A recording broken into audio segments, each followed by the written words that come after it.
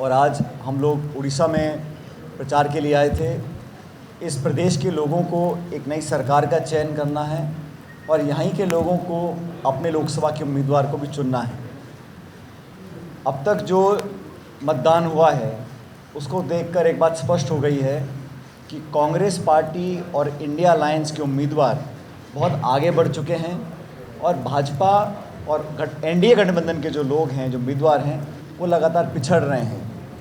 और मुझे कई राज्यों में जाने का मौका मिला, केरल, आंध्रा, मध्य प्रदेश, छत्तीसगढ़, राजस्थान, उत्तर प्रदेश, उत्तराखंड, जहाँ जहाँ हम लोग गए हैं, एक बात स्पष्ट हुई है कि ये चुनाव एक बदलाव का चुनाव है। 10 साल बीत जाने के बाद पूरे देश की जनता ने ये मन बनाया है कि हम लोगों को बदलाव करना पड़ेगा और भारतीय जनता पार्टी की सरकार और एनडीए की सरकार 10 साल की अपनी रिपोर्ट कार्ड लाने के लिए आज समर्थ नहीं है। 10 सालों में जो वादे किए थे महंगाई को लेकर, रोज़गार को लेकर, काले धन को लेकर, करप्शन को लेकर, चारों मोर्चों पर वो पूरी तरह फेल रहे हैं और अभी भी वो वोट मांग रहे हैं अगले 5 साल के लिए, लेकिन जो जनता के इश्यूज़ हैं उनसे वो बच रहे हैं। आज पूरे देश में चर्चा कांग्रेस पार्टी के मैनिफेस्टो की है और मैं बड़ी विनम्रता से कहना चाहता हूँ, शायद ही कोई जानता होगा कि भाजपा के मैनिफेस्टो में क्या है। ऐसा क्यों है? 10 साल से सरकार आप चला रहे हैं, पूर्ण बहुमत की सरकार है, तथाकथित सबसे बड़ी पॉलिटिकल पार्टी दुनिया की भाजपा है, फिर भी जनता को रुचि नहीं है। लेकिन हम लोगों ने जो मैनिफेस्टो में प्रॉमिसेस किए हैं, जो 5 गारंटीज़ दी हैं, वो जनता को पसंद आ रही हैं। जिस न्याय की बात हम लोग करते हैं, जिस न्याय की बात राहुल गांधी कर रहे हैं, महिलाओं का, श्रमिकों का, नौजवानों का, किसानों का, वो हम जानते हैं जनता और मतदाता उसको पसंद कर रहे हैं। इस प्रदेश के अंदर आज सफल कार्यक्रम हम लोगों के हुए। मैं श्रीकांत जेना जी के लोकसभा क्षेत्र में सभाएं कर आया हूं और मैं इतना जानता हूं कि उड़ीसा के अंदर जो चुनाव हो रहा है वो त्रिकोणीय चुनाव नहीं है, वो ट्रायंगुलर कॉन्टेस्ट नहीं है, क्योंकि बीजेडी और बीजेपी दोनों एक ही सिक्के के 2 पहलू हैं और कहीं ना कहीं उड़ीसा और केंद्र सरकार भी लगभग डबल इंजन सरकार है। 5 साल तक बीजेडी ने लगातार समर्थन किया एनडीए की सरकार का, लोकसभा में, राज्यसभा में, सदन के अंदर, सदन के बाहर, और चुनाव से पहले वो लोग अलग अलग लड़ रहे हैं। ये एक रणनीति के तहत किया जा रहा है। मुझे लगता है कि मतदाता ये समझ गया है कि अगर हम बीजेडी को वोट दे रहे हैं तो वो वोट बीजेपी को लग रहा है। और ये बात आज जनता ने इस बात को हमको भी कहा जब मैं सभा को संबोधित कर रहा था। तो ये चुनाव कांग्रेस मजबूती से लड़ रही है और मुझे खेद है कि इस देश में जो संवैधानिक संस्थाएं हैं, लगातार उन संस्थाओं को नीतिगत तरीके से कमज़ोर करने का काम किया जा रहा है। और मुझे बड़ा आश्चर्य है कि देश की सबसे बड़ी विपक्ष की पार्टी कांग्रेस है, चलते चुनाव के अंदर कांग्रेस पार्टी के बैंक के खातों को सीज़ किया जाता है। सुप्रीम कोर्ट ने इंटरवीन किया, तब जाके उसमें राहत मिली। प्रमुख विपक्ष की पार्टियों के आप खाते बंद कर दें, 2 निर्वाचित मुख्यमंत्रियों को आप जेल में डाल दें, और निर्वाचन आयोग की जिम्मेदारी है कि एक लेवल प्लेइंग फील्ड हर पॉलिटिकल पार्टी को मिलनी चाहिए। और इसलिए मैं कहता हूं कि 70-75 साल से इस देश में जिन संवैधानिक संस्थाओं को अलग अलग सरकारों ने पोषित किया है, आज उन पर प्रश्न चिन्ह लग रहे हैं, उनकी विश्वसनीयता पर, उनकी पारदर्शिता पर, और जनता की जो आस्था है उन संस्थाओं के अंदर वो कहीं कमज़ोर ना पड़ जाए। ये उस बात का चुनाव है। ये चुनाव में लगातार भाजपा के नेताओं को आके ये बोलना पड़ रहा है कि हम आरक्षण से छेड़छाड़ नहीं करेंगे, हम संविधान से छेड़छाड़ नहीं करेंगे। सवाल ये उठता है कि भाजपा के तमाम बड़े नेताओं को आके खंडन क्यों करना पड़ता है, ये सफाई क्यों देनी पड़ रही है।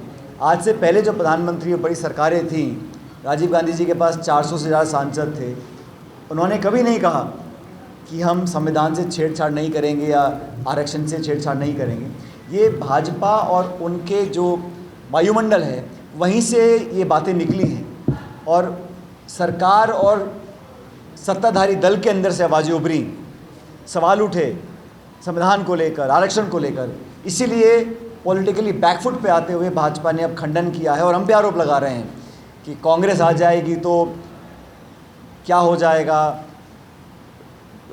वेल्थ डिस्ट्रीब्यूशन की बात करते हैं। हमारे मैनिफेस्टो में स्पष्ट लिखा हुआ है कि हम गरीब परिवारों को आर्थिक मदद देना चाहते हैं, हम किसानों के जो फसल खरीद होती है एमएसपी पे कानून बनाना चाहते हैं, हम नरेगा का जो भुगतान है अभी 200-250 रुपये प्रतिदिन होता है, हम भुगतान को 400 रुपये करना चाहते हैं। 30 लाख पद खाली पड़े हैं, उन खाली पदों को केंद्र सरकार के उन पदों को भरना चाहते हैं। तो हमारा मैनिफेस्टो बड़ा स्पष्ट है, ग्रोथ ओरिएंटेड है, जॉब ओरिएंटेड है, महिला, किसान, श्रमिक उन लोगों के ध्यान को रखकर बनाया गया है। और मैं इतना कह सकता हूं कि जिन जिन राज्यों में भाजपा और कांग्रेस का सीधा मुकाबला है, उन तमाम राज्यों के अंदर कांग्रेस पार्टी की स्थिति बहुत बेहतर है और जो हमारे गठबंधन है इंडिया अलायंस का, विशेष रूप से बिहार में, महाराष्ट्र में, बाकी राज्यों के अंदर हम लोग बहुत बेहतर करेंगे। 4 जून को मतगणना होगी और मुझे लगता है कि ये बदलाव का चुनाव है। जनता ऊब चुकी है उन्हीं जुमलों से, उन्हीं आश्वासन और वादों से। और साथियों, बड़ा अजीब है कि अभी तक ऐसा होता था, विपक्ष सरकार पर आरोप लगाता था।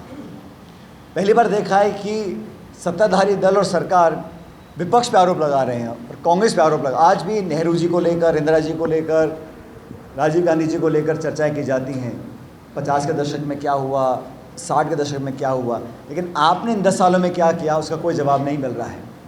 और दूसरी बात, भारतीय जनता पार्टी के जो हमारे साथी हैं, जब विपक्ष में थे तो तमाम आर्थिक नीतियों का विरोध करते थे। मैं आपको उदाहरण देना चाहता हूँ।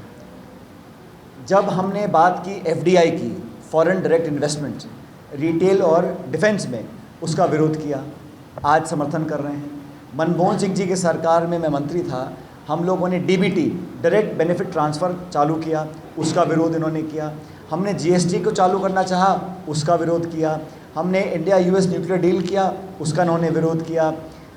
डब्ल्यूटीओ का विरोध करते थे तो, और स्वदेशी जागरण मंच तो बोलता था कि डब्ल्यूटीओ से बाहर आ जाइए।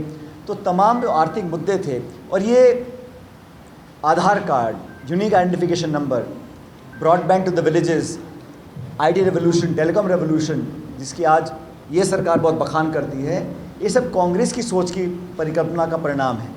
इसलिए ये तो श्रेय लेना जानते हैं, लेकिन 10 साल में इतना बड़ा मुल्क है, बहुत संभावनाएं थी, और हम तो चाहते थे कि देश की जो जीडीपी ग्रोथ हो वो 9%, 10% हो, उससे बहुत कम हो पाई है।